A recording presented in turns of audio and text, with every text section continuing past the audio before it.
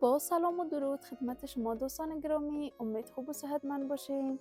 با یکی از برنامه‌های جدید چینل یوتیوب Our Couple Life خوش آمدین. دوستای عزیز، امروز ما به شما یک ساریدامن هندی بسیار زیاد مقبول از یکی از مشتری‌های عزیز ما آماده میکنیم و همچنین در وسط ویدیو یک قابلی بسیار زیاد مزه‌دار در دیگ بخار آماده میسازیم. امید تا آخر این ویدیو ما را بیننده باشید. عزیزان گرامی، این تکه دامن ساریدامن است. دامنش کلان 5 متر دامنش است. قیچی میکنیم و نگفتن نماند یک چرمگه که بسیار زیبا و مقبول دارد که در لبای دامنش و همچنان از این چرمه در لبای آستین و لبای جمپر دامنش میگیریم. بعد از اینکه قیچی دامن خلاص شد، میریم طرف جمپر ساریدامن ما. اول تکه رو 2 قاط میکنیم بسیار منظم. بعد زود تکه استری رو همچنان روش 2 قاط انوار میکنیم. اول پیش روی تکه رو قیچی میکنیم، اندازه ها رو مشخص میکنیم به این شکل و قیچی کاری رو شروع میکنیم.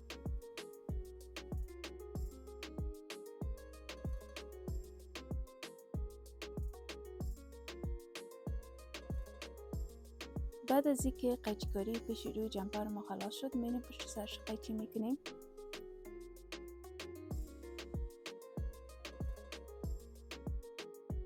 اندازه ها رو مشخص میکنیم و قیچی میکنیم.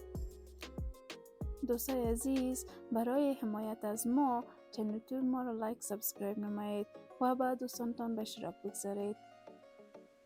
قیچی کاری جمپر ساریدامن خلاص شد، میریم طرف آستینایش. دوستای عزیز، نگفتن نماند آستینایش نیم قوله است به فرمایش مشتری عزیز ما هم از خارج است و سفارش ما سفارش خارجی است. اندازه ها رو روی تکه مشخص کرده و قیچی کاری شروع میکنیم. قیچی کاری خلاص شد و میریم طرف آشپزی و باید یادآور شوم امروز آشپزی را سر خانقاه ما انجام میدیم. میگن نه دستپخت مردا بسیار زیاد مزه‌دار میباشه.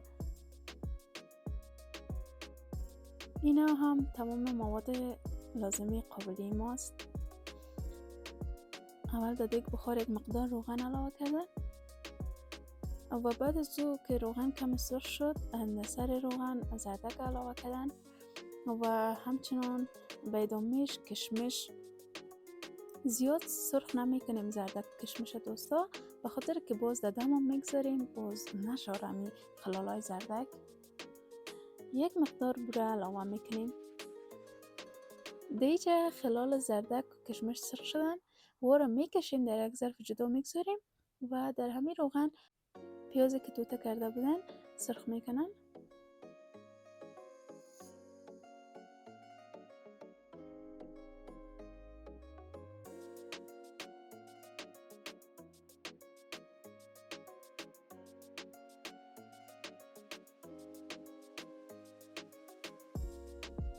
کمی که پیاز سرخ شد، در رویش گوشت و یک مقدار سیر علاوه میکنیم و خوب سرخ میکنیم. رویش یک مقدار نمک علاوه میکنیم و همچنان مساله قابلی که یک مساله مخصوص خود داره، بسیار مزه‌دار است و بوی خوبش داره، او را علاوه میکنیم.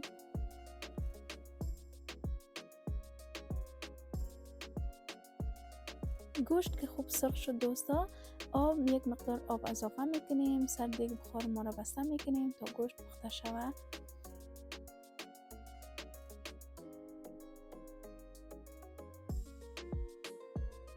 دیگه گوشت بست پخته شد، گوشت های پخته شده ای را از دیگ بخار میکشیم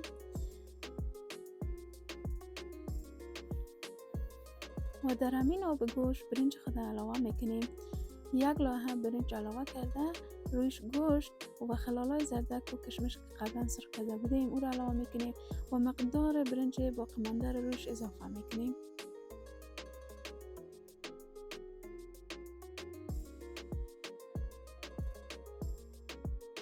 یک مقدار آب اضافه میکنیم، زیاد نه دوستا، به اندازه ای که یک بند انگشت آب از سر برنج اضافه باشه.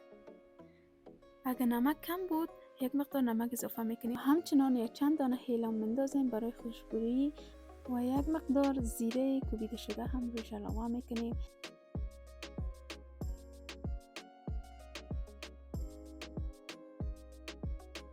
دمدیگی را میگذاریم سر دیگ بخار، سرش بسته میکنیم و برای مدت نیم ساعت به دم میگذاریم. بعد از نیم ساعت آماده از قبلی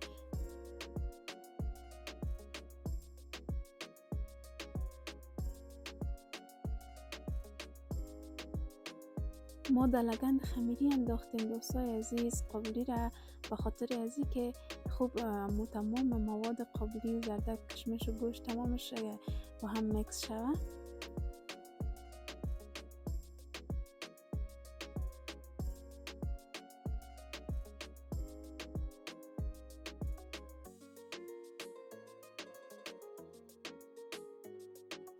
این هم از قابلی بسیار زیاد مزه‌دار، جایتان خالی دوستا. و میریم طرف دوختن. اول زیپای جمپر ساری دامن رو میدوزیم. بعد از اینکه زیپش دوختیم دوستا میریم فایفایش رو میدوزیم. ناگفتن همون دوستا ما قبلا به یخنش شلایی گرفتیم و همچنان تکه استری را روی تکه جمپر ساری دامن خامکوب کردیم تا بسیار منظم دوخته شود.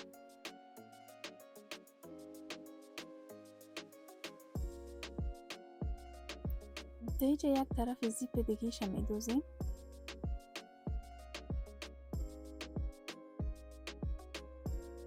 و برای یخنش پشتی یخنی گرفتیم، یک درز می بریم و خامکوب می کنیم.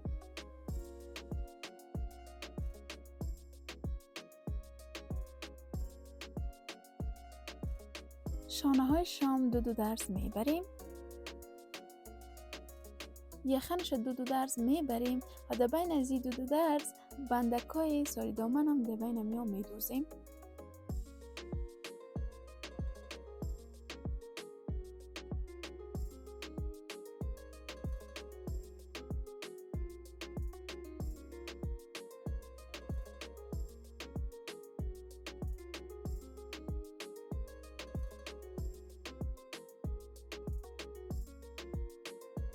دوستای عزیز فراموشتان نشود حتما چینل یوتیوب ما رو لایک سابسکرایب کنید و برای حمایت از ما چینل یوتیوب ما را با دوستایتان به اشتراک بگذارید.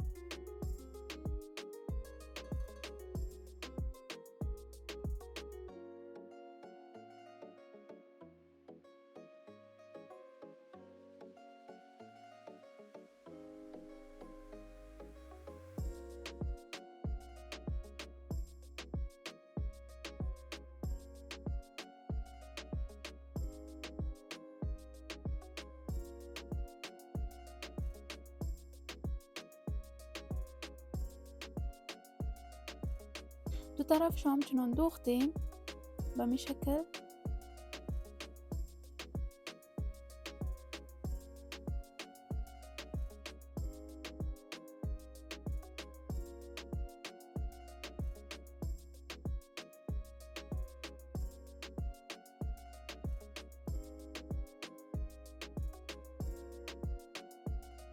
در اینجا در لبای آستینای چرمه را می دوزیم و همچنان از این چرمه در لبای جمپر هم دوختیم. دوستای نهایت گرامی، هر نوع فرمایش که چی مفیلی باشه، چی ساده باشه، چی در داخل کشور باشین، چی خارج از کشور باشین، ما پذیرا هستیم. حتما منتظر فرمایش‌های شما عزیزا هستیم.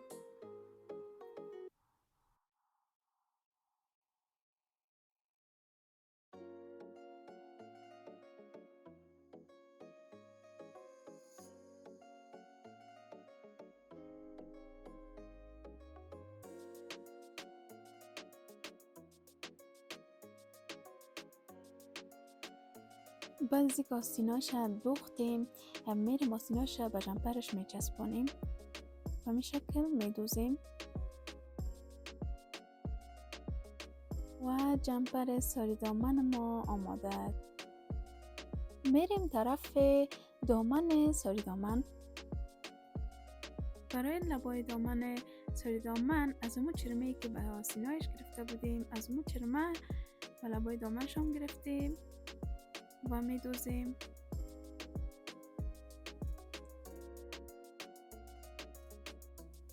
دوستای نهایت گرامی، منتظر نظریات، پیشنهادات و انتقادات شما عزیزان گرامی هستم. حتما برام کامنت بدین.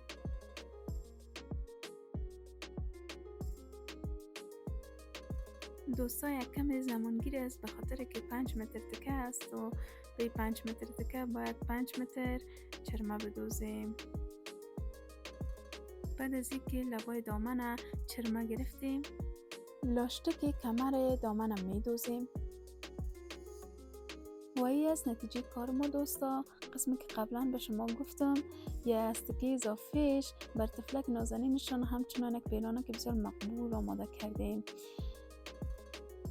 حتما چنل یوتیوب ما رو سابسکرایب کنید. تا دیدار بعد، بدرود.